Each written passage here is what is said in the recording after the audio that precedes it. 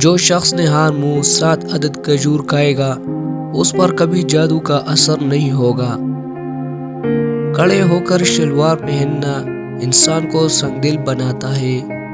تیز خوشبو لگانے والی عورت ڈبل گناہ کی مستحق ہوتی ہے، کیونکہ اس نے مردوں کو اپنی طرف توجہ کرنے کا سامان پیدا کیا ہوتا ہے۔ بچوں کے دانتوں اور مسوڑوں پر شہد مل دیا جائے، بچوں کے دانت آسانی سے نکل آتے ہیں۔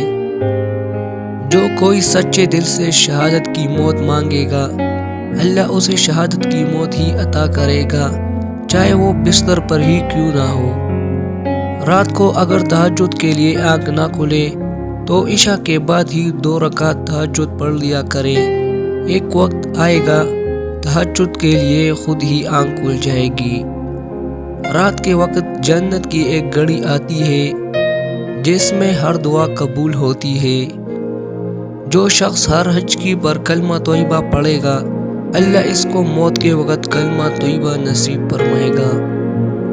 کسی اچھی چیز کو دیکھو تو ماشاءاللہ کہا کرو، نظر بد سے محفوظ رہے گی۔ دسترخوان پر گرے ہوئے ٹکڑے اٹھا کر کھانے والا کبھی جنون اور جذام کی بیماری میں مبتلا نہیں ہوگا۔